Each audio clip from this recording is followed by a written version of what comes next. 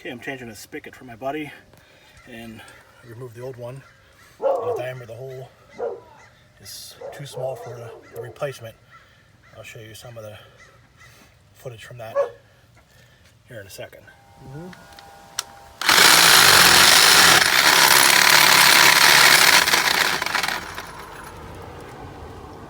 You can turn that off.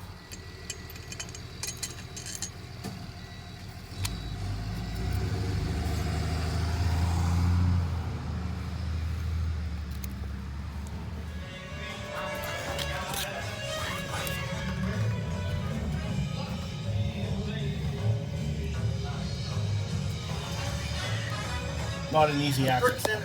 Okay, so we got that in. The old shutoff was not holding, so I had to unsolder that, and I put the new ball valve on there, and it's working good. No drips, and we're gonna do the same thing to the other side. Everything's working.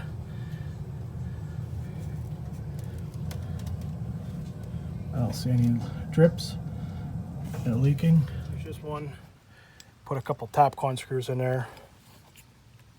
Pretty solid.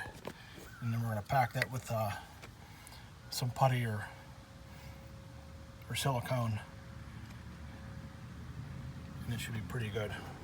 And then we're gonna insulate the inside. And he's never had any problems with it freezing or anything before.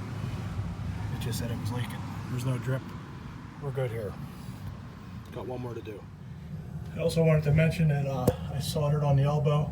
They give us the 90 horizontal and vertical. And we got the shark bite fitting there with the coupler. The male and female end. And then down here, we got the compression with the ferrule fitting. It's a little tricky getting that. This workspace is very small. I only got 16 inches between the floor joists, and then we got a tile floor or ceiling. I'm sorry. So it wasn't an easy space to get in. This next one, it's up against the washer and dryer here. Pulled that out, and we got a little baby hole here, just enough to get your hand in on that shut off. I'm gonna probably have to end up cutting this drywall ceiling. Same thing, it's gonna have to be drilled from the outside to make that diameter, that hole bigger. So I used my Dremel to make that hole a little bit bigger. I just free-handed that cut, and I got right up against this furring strip for the ceiling. It's nailed right into the joist.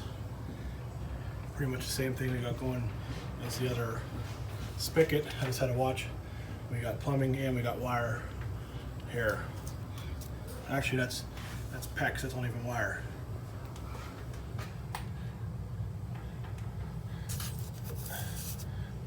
Pretty close. So on this one in the back here, we don't have brick siding, some type of metal paneling. Baseboard here. So I unscrewed the 2 screws on here. There's also a ground screw on there the cable guy ran. So I'm about to figure out how to reinstall that. That's that piece. But we do have block, so I'm going to go ahead and drill that hole out to get to that diameter that will match that new spigot. Alright, this closes this part of it out. The second one, I didn't change the shut off from the inside on the house here. That still works pretty good. I'll leave that as is, but everything worked out. We had to go from the 8-inch spigot to the 6-inch. It was because there's not brick on that back side of this house. All right, and that closes that out.